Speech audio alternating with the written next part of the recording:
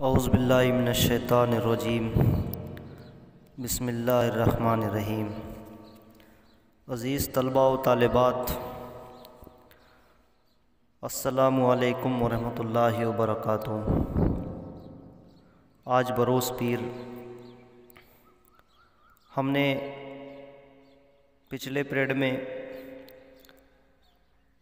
جگر مراد آبادی کی غزل، ان کا خلاصہ، سرگرمیاں اور سوالات کے جوابات سماعت فرمائے۔ اسی کے ساتھ ساتھ حصہ نثر میں جس طرح سے ہم داستان، ناول، افسانہ، مضمون، خود نوشت، ڈرامہ، سفر نامے، افسانہ، مکتوب نگاری وغیرہ پڑھتے ہیں، اسی طرح سے حصہ نثر کی بھی ایک قسم ہے خاکہ نگاری۔ خاکے جو ہے تو اس میں اضافی مطالعے میں 4 سبق دیے ہوئے ہیں۔ پہلا ہے منٹو میرا دوست میرا دشمن، دوسرا ہے عرف و باکر مہندی، چھوڑ کر ہم ساتھ اپنا جائیں گے، اور ہدی کے سے حد گما تک۔ تو اس میں یہ اضافی مطالعے میں 4 خاکے دیے ہوئے ہیں، تو یہ بھی حصہ نثر کی ایک قسم ہے، حصہ نثر کی ایک صنف ہے۔ تو اس میں سب سے پہلے صفحہ نمبر 117 پہ دیکھیے، اضافی مطالعہ دیا ہوا ہے۔ اس میں خاکہ نگاری دیا ہوا ہے۔ تو اس میں سب سے پہلے سبق شروع کرنے سے پہلا اس میں خاکہ دیا ہوا ہے، منٹو میرا دوست میرا دشمن، صفحہ نمبر 118 پہ عصمت چغتائی کا لکھا ہوا ایک خاکہ ہے۔ تو سب سے پہلے ہم خاکہ کیا ہوتا ہے اس کی معلومات سماعت فرماتے ہیں۔ خاکہ کہتے ہیں اسکیچ، انگلش میں سے اسکیچ کہتے ہیں۔ تو خاکے کے لغوی معنی ڈھانچہ بنانا یا مسودہ تیار کرنا، یا کوئی معلومات تیار کرنا، یا کسی ایک انسان کے، اس میں خاکہ جو ہوتا ہے تو خاکے میں کسی ایک انسان کے نقش کو بیان کیا جاتا ہے، اس کے خوبیوں کو اجاگر کیا جاتا ہے۔ تو خاکہ نگاری اردو کی ایک باضابطہ صنف ہے۔ باضابطہ یعنی کہ رواج کے ساتھ، رسم و رواج کو ساتھ رکھنے والی یہ ایک صنف ہے۔ یعنی کہ جس طرح سے میں نے بھی آپ کو بتایا کہ اردو ادب میں، اردو لٹریچر میں، اردو ادب یا اردو لٹریچر ہے نا، انگلش میں اردو لٹریچر کہا جاتا ہے۔ تو یہ 2 حصوں پر مشتمل ہے، ایک حصہ نثر اور ایک حصہ نظم۔ تو جس طرح سے ہم حصہ نثر میں داستان پڑھتے ہیں، ناول پڑھتے ہیں، افسانہ پڑھتے ہیں، مضمون، خود نوشت، ڈرامہ، سفر نامہ، افسانہ وغیرہ، تو اسی طرح سے ایک یہ بھی صنف ہے، ایک قسم ہے خاکہ نگاری کی۔ یعنی کہ خاکہ نگاری میں کسی انسان کے نقش کو اجاگر کیا جاتا ہے، کسی انسان کی خوبیوں کو اس میں بیان کیا جاتا ہے۔ تو یاد دیکھیے کہ خاکہ نگاری اردو کی ایک باضابطہ صنف ہے۔ با کہتے ہیں ساتھ کو، اور ضابطہ کہتے ہیں رواج کو۔ تو یہ ایک تعلق رکھنے والی صنف ہے۔ تو با یعنی کہ ساتھ، اور ضابطہ یعنی کہ قانون یا رواج، رسم و رواج، تو جس کی روایت بہت پرانی ہے۔ یعنی کہ روایت کہتے ہیں کہ پرانی چیزوں کو آج کی زندگی پر عمل کرنا، آج کی زندگی پرانے رسم و رواج کے مطابق عمل کرنا، اسے کہتے ہیں روایت۔ یعنی کہ اس کی ایک خاص روایت کے معنی ہوتے ہیں کسی کی بات کی نقل کرنا۔ تو ہم پرانے جو آج رسم و رواج اپناتے ہیں تو یہ سب پرانے ہیں۔ تو خاکہ نگار جب کسی شخصیت کو موضوع بناتا ہے، یعنی جب کسی انسان کو ایک موضوع بنا لیتا ہے اور سوچتا ہے کہ میں اس کے بارے میں کچھ لکھوں گا، تو اس شخص کے متعلق یا اس کے واقعات لکھتا ہے۔ سوانے، یعنی کہ سوانے جو ہے تو ثانیہ کی جمع ہے، یعنی کہ سوانے یعنی کہ واقعات یا جو حادثات ہوتا ہے یا حالات ہوتے ہیں تو اسے سوانے کہتے ہیں۔ اور ایک سوانے عمری، یعنی کہ کسی انسان کے بیتے ہوئے حالات لکھنا۔ مشاہدات، یعنی کہ مشاہدات جو ہے تو مشاہدے کی جمع ہے، مشاہدہ کہتے ہیں تجربے کو۔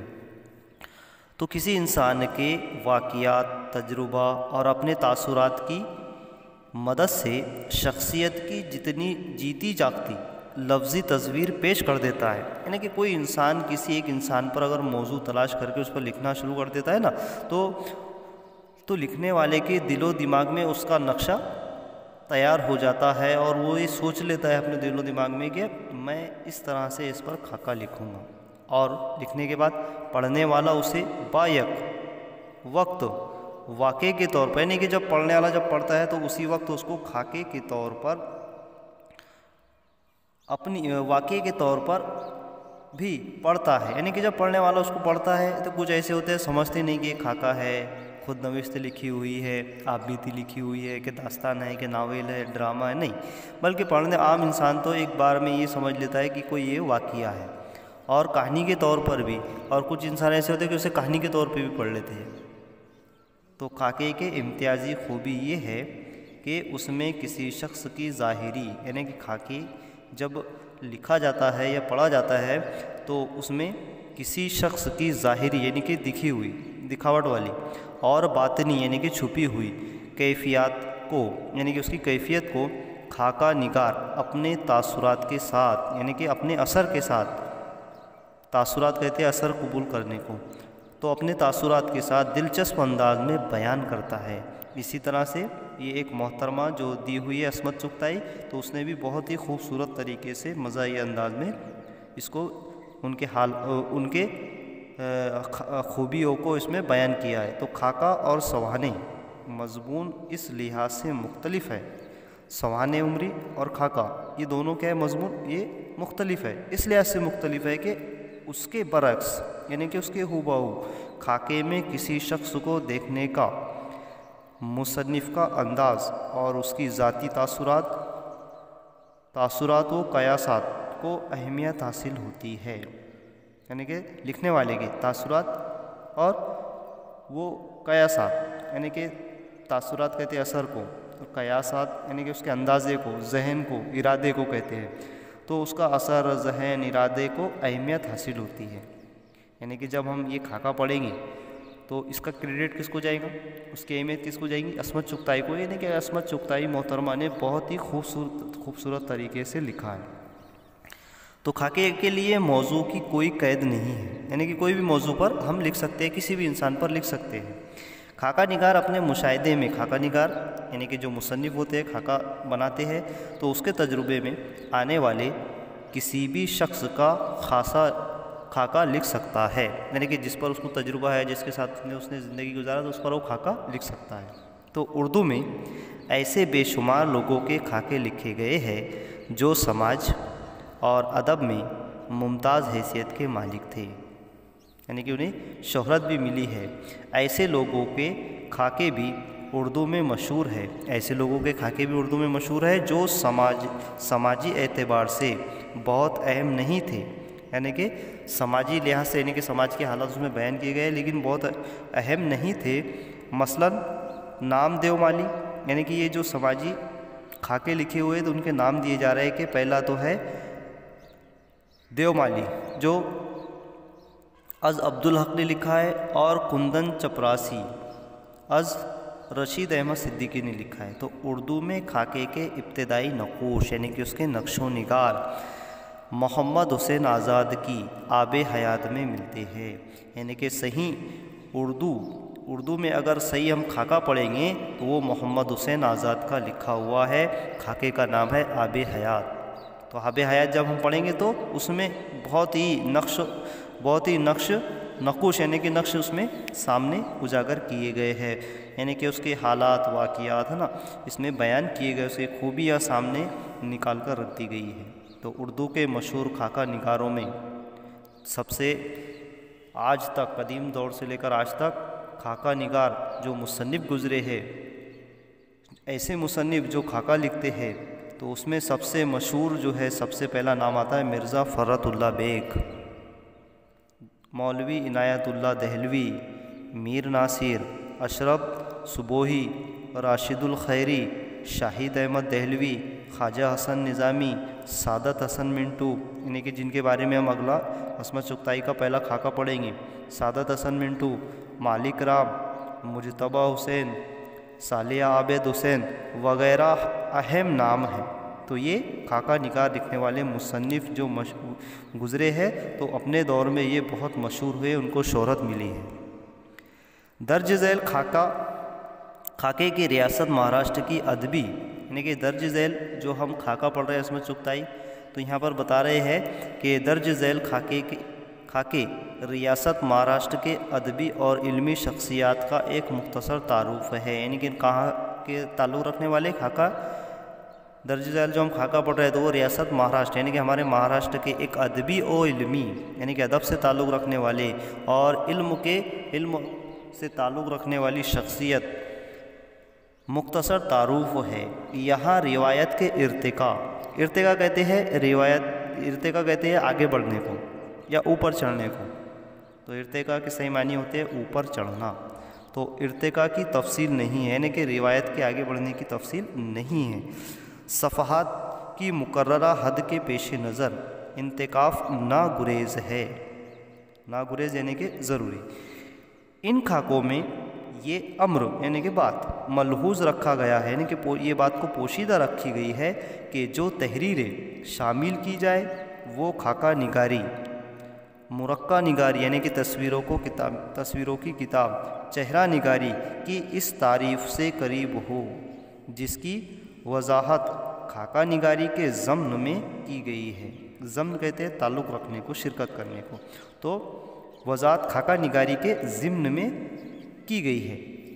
یہ کوشش بھی کی گئی ہے کہ جو تحریریں پیش کی جائے، یعنی کہ خاکہ نگاری میں خاص طور سے اس بات کا لحاظ رکھا گیا ہے کہ جو تحریریں پیش کی جائے ان کا تعلق مہاراشٹر کے مخصوص کلچر یعنی کہ ثقافت یا ترقی کرنے کو کہتے ہیں، فرق ڈالنے کو کہتے ہیں، تو کلچر مہاراشٹر کی زبان اور محاورے مہاراشٹر کی سیاسی اور سماجی زندگی کے کسی نہ کسی پہلو سے ہو۔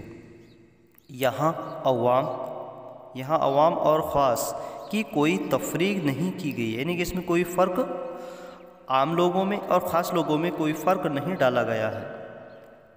عوام اور خواص، لکھنے والا خاکہ نگار مہاراشٹر کا رہنے والا ہو، لکھنے والا خاکہ نگار مہاراشٹر کا رہنے والا ہو یا اس نے مہاراشٹر میں مستقل سکونت اختیار کر لی ہو۔ سکونت اختیار کہتے ہیں یعنی کہ ہمیشہ کے لیے وہاں پر اس نے مہاراشٹر میں اپنے ہمیشہ کے لیے اپنی زندگی بسر کر لی ہے، یا کم از کم 25-30 برسوں تک لگاتار مہاراشٹر میں رہا ہو۔ اس کتاب میں شامل تمام خاکوں کے موضوع، یعنی کہ ہم جس میں چاروں بھی خاکے پڑھیں گے تو تمام مضامین جو ہے تو اس کے جو موضوع ہے تو ایسے افراد ہیں جو صفِ مرحومین میں شامل ہو چکے ہیں، یعنی کہ صفحہ نمبر 117 سے ہم جو چاروں بھی خاکے پڑھیں گے تو یہ اللہ کو پیارے ہو چکے ہیں، یعنی کہ مرحوم کی صف میں شامل ہو چکے ہیں۔ زندہ شخصیات کے خاکے شامل نہیں کیے گئے ہیں، یعنی کہ ہم جو چاروں بھی خاکے پڑھیں گے تو ان کا انتقال ہو چکا ہے۔ خاکے جس شکل میں موصول ہوئے تھے انہیں درسی کتاب کی ضرورت کے مطابق کتاب و برید کے ساتھ شامل کیا جا رہا ہے۔ کتاب و برید یعنی کہ کاٹ چھانٹ کر، کتا کہتے ہیں کاٹنے کو اور برید اس کا ہم لفظ ہے، تو کتاب و برید یعنی کہ کاٹنا، چھانٹنا، تراش خراش کرنا۔ تو عزیز طلباء و طالبات، تو آئیے صفحہ نمبر 118 پہ دیکھیے، پہلا سبق دیا ہوا ہے منٹو میرا دوست میرا دشمن، منٹو میرا دوست میرا دشمن۔ تو ڈاکٹر سعادت حسن منٹو ہے، یہ منٹو سے مراد ڈاکٹر سعادت حسن منٹو۔ تو سعادت حسن منٹو کے واقعات اور ان کے خوبی کو عصمت چغتائی، محترمہ عصمت چغتائی مصنفہ نے لکھا ہے۔ تو عصمت کے معنی ہوتے ہیں پارسائی، پاک دامنی کے، اور چغتائی یہ چغتا سے منسوب ہے، چغتا سے جڑا ہوا ہے، جو چنگیز خاں کا بیٹا تھا۔ چغتا جو چنگیز خاں کا بیٹا تھا اور خاندان مغلیہ سے تعلق رکھنے والے تھے، خاندان مغلیہ۔ تو عصمت چغتائی 21 اگست 1915 عیسوی کو بدایوں میں پیدا ہوئے۔ ان کا بچپن جے پور اور آگرہ میں گزرا۔ عصمت چغتائی بدایوں میں پیدا ہوئے اور ان کا بچپن جے پور یعنی کہ راجستھان اور آگرہ یعنی کہ یو پی کے ایک شہر آگرہ میں گزرا. وہی انہوں نے ابتدائی تعلیم پائی. ابتدائی تعلیم جو ہے تو ہم پہلی دوسری تیسری چوتھی جماعت پانچویں چھٹی ساتویں آٹھویں جماعت پڑھتے ہیں تو اسے ابتدائی تعلیم کہتے ہیں. تو ابتدائی تعلیم پائی. بی اے اور بی ایڈ کی ڈگریاں علی گڑھ مسلم یونیورسٹی سے حاصل کی. علی گڑھ مسلم یونیورسٹی سے انہوں نے حاصل کی. مختلف اسکولوں میں ملازمت کرنے کے بعد یعنی کہ الگ الگ اسکولوں میں نوکری کرنے کے بعد وہ ممبئی میں مدارس کی انسپکٹریز ہو گئی. وہ فلمی دنیا سے بھی وابستہ تھی. فلمی دنیا سے عصمت چغتائی جڑی ہوئی تھی. فلموں کے بارے میں بھی انہوں نے بہت کچھ لکھا ہے. ان کی ذہنی تربیت ترقی پسند تحریک کے زیر اثر ہوئی تھی.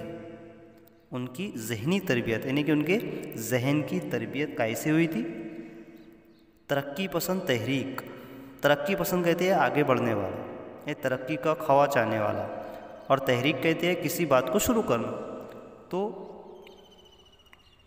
ترقی کی بات کو شروع کرنے والا، تو ترقی کی بات پر، آگے بڑھنے کی بات پر، کسی بات کو شروع کرنے کے زیر اثر ہوئی تھی.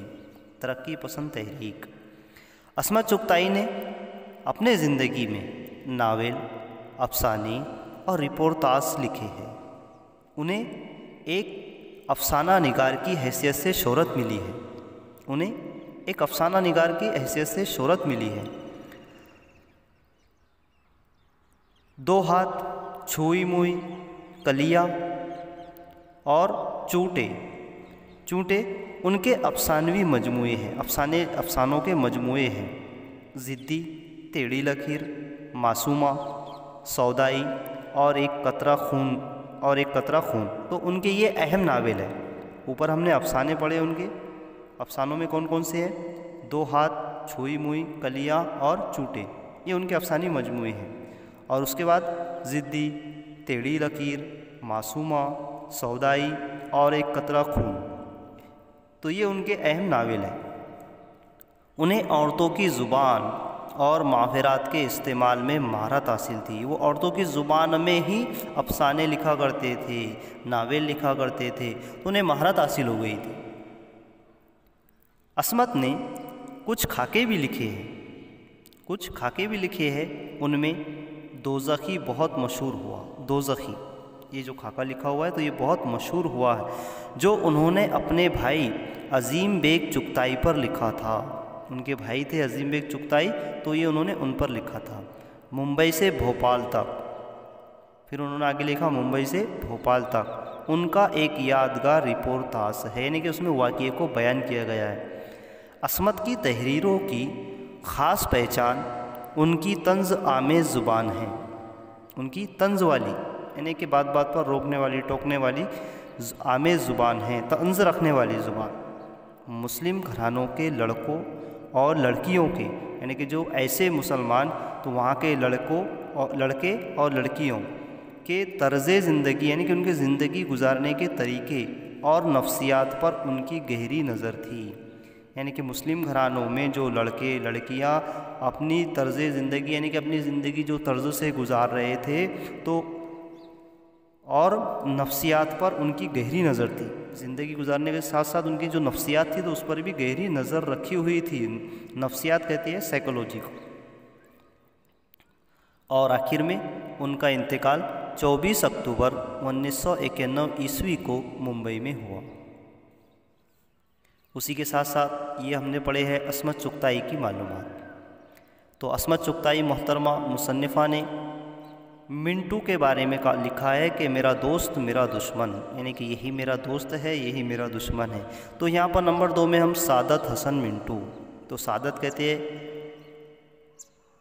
خوش نصیبی کو، نیکی بھلائی کو، اور حسن کہتے ہیں نیک، اچھا. تو سعادت حسن منٹو 11 مئی 1912 عیسوی کو لدھیانہ کے گاؤں سمرالہ میں پیدا ہوئی. لدھیانہ کا ایک گاؤں ہے سمرالہ، وہاں پر وہ پیدا ہوئی ہے، سمرالہ میں پیدا ہوئی ہے. ان کی ابتدائی تعلیم امرتسر میں حاصل کی۔ ابتدائی تعلیم انہوں نے امرتسر میں حاصل کی۔ اعلیٰ تعلیم کے لیے علی گڑھ گئے، لیکن زیادہ دنوں تک تعلیم جاری نہ رکھ سکے اور جلدی ہی ملازمت اختیار کر لی، یعنی کہ جلدی ہی انہوں نے روزی روٹی کی تلاش میں نکل گئے اور جلدی انہوں نے نوکری کو جوائن کر لیا۔ اخبارات، مساوات امرتسر اور ہفتہ روزہ مصور ممبئی وغیرہ میں بھی ادارات کے فرائض انجام دیے، یعنی کہ جو اخبار نکلتا ہے مساوات کے نام سے امرتسر سے، اور ہفتہ روزہ مصور یعنی کہ جو ہفتے کے ہفتے نکلنے والا مصور نام کا اخبار ہے وہ ممبئی سے نکلا کرتا تھا، تو انہوں نے اس میں ادارات کے فرائض انجام دیے، یعنی کہ کالم آتا ہے ادارات کا، اخبار میں آپ دیکھیں گے اردو کا اخبار اٹھا کر تو اداریہ کے نام سے ایک کالم آتا ہے، تو اس میں وہ لکھتے رہے۔ انہوں نے آل انڈیا ریڈیو کے لیے ریڈیائی ڈرامے اور فیچر بھی لکھے ہیں، ریڈیو کے پروگرام اور فیچر بھی لکھے ہیں۔ بعد میں وہ ممبئی میں فلمی دنیا سے وابستہ ہو گئے، یعنی کہ اس کے بعد انہوں نے علی گڑھ کو چھوڑ دیا، خدا حافظ کہا، اور اس کے بعد میں ممبئی وہ چلے آئے اور دھیرے دھیرے جو ہے تو ممبئی کی فلمی دنیا سے جڑ گئے، وابستہ ہو گئے، یعنی کہ جڑ گئے، ان کا تعلق پیدا ہو گئے۔ تقسیم وطن کے بعد، یعنی کہ ہندوستان کے بٹوارے کے بعد 15 اگست 1947 کے بعد انہوں نے لاہور میں سکونت اختیار کی، پھر لاہور وہ چلے گئے، اور 18 جنوری یعنی کہ اس میں بھی تقسیم وطن یعنی کہ ہندوستان کی آزادی کے بعد 15 اگست 1947 کے بعد انہوں نے لاہور میں سکونت اختیار کی اور لاہور میں اپنی اطمینان کی سانس زندگی گزاری۔ تو لاہور میں انہوں نے جو باقی کی زندگی گزاری، تو اسی خاکے میں عصمت چغتائی نے وہ لاہور کی زندگی کو بھی انہوں نے اس میں بیان کیا ہے۔ اور آخر میں 18 جنوری 1955 عیسوی کو وہیں ان کا انتقال ہو گیا، لاہور میں ہی ان کا انتقال ہو چکا۔ تو لدھیانہ، ہندوستان لدھیانہ میں پیدا ہوئے اور لاہور میں ان کا انتقال ہوا۔ اسی کے ساتھ ساتھ منٹو اردو کے ایک بڑے افسانہ نگار ہیں۔ پچھلے سلیبس میں جو ہم 12ویں کی پچھلی کتاب سلیبس کی کتاب اٹھا کے دیکھیں گے جو پچھلے سال ہمارے پاس سے کلاس چلی گئی ہے، تو اس میں ایک منٹو کا ایک افسانہ دیا ہوا ہے روشنی کے نام سے۔ تو ایسے افسانے بہت مشہور ہوئے، موضوع اور تکنیک کے اعتبار سے ان کے افسانے امتیازی حیثیت رکھتے ہیں، یعنی کہ سمجھ والے، شعور والے۔ 1936 عیسوی میں ان کے افسانوں کا پہلا مجموعہ آتش پارے منظر عام پر آیا، پہلا ان کا افسانوں کا مجموعہ آتش پارے منظر عام پر آیا، یعنی کہ مارکیٹ میں دستیاب ہوا۔ بعد میں ان کے متعدد افسانوی مجموعے شائع ہوئے، جس میں نیا قانون، ٹھنڈا گوشت، کالی شلوار، توبہ ٹیک سنگھ، موزیل اور ہتک ان کے اہم اور مشہور افسانے ہیں۔ انہوں نے افسانوں کے علاوہ مضامین، خاکے اور کئی فلموں کی اسکرپٹ بھی لکھے ہیں۔ گنجے فرشتے ان کے خاکوں کا مجموعہ ہے، یعنی کہ جس طرح سے ہم ایک خاکہ پڑھیں گے، 4 خاکے پڑھیں گے، تو اسی طرح سے یہ خاکے پڑھنے کے بعد میں آپ کے سمجھ میں آ جائے گا، تو ایسے ہی خاکے ان کے لکھے ہوئے ہیں جس کا ایک مجموعہ لکھا ہوا ہے، یعنی تمام خاکے اس کتاب میں شامل کیے گئے ہیں۔ تو عزیز طلباء و طالبات، ابھی جو ہم نے سماعت فرمایا وہ خاکہ نگاری، خاکہ کیا ہوتا ہے اس کی مکمل معلومات سماعت فرمائی، اور اسی کے ساتھ ساتھ محترمہ جو اس سبق کی مصنفہ ہے عصمت چغتائی، تو عصمت چغتائی کی بھی حالات زندگی پر تبصرہ کیا، سعادت حسن منٹو کی مختصر سی معلومات سماعت فرمائی۔ تو عزیز طلباء و طالبات، کل سے انشاءاللہ ہم صفحہ نمبر 118 سے جہاں خاکہ شروع ہوتا ہے، ایڈلفی چیمبر کی 24 سیڑھیوں پر چڑھتے ہوئے مجھے گھبراہٹ سی ہو رہی تھی، یعنی کہ مصنفہ سعادت حسن منٹو کے گھر پہنچنے والی تھی ان کے دوست شاہد کے ساتھ۔ تو یہ واقعہ جو ہے تو ہم انشاءاللہ کل کے پیریڈ میں پڑھیں گے۔ آپ کو صرف ایک ہوم ورک ہے کہ آپ جو ہے تو اس سبق کو 2 بار باغور توجہ کے ساتھ فکر کے ساتھ جو ہے تو اس سبق کو 2 بار، اس خاکے کو 2 بار پڑھ لیجئے تاکہ آپ کو سمجھ میں آ جائے، اور انشاءاللہ جو ہم درس و تدریس کریں گے تو اس میں آپ کو اچھی طرح سمجھ میں آ جائے کہ ہم کو سوالات کے جوابات سرگرمیاں حل کرنے میں کوئی دشواری نہ ہو۔ تو انشاءاللہ پھر اگلے پیریڈ میں ہماری ملاقات ہوں گی۔ خدا حافظ۔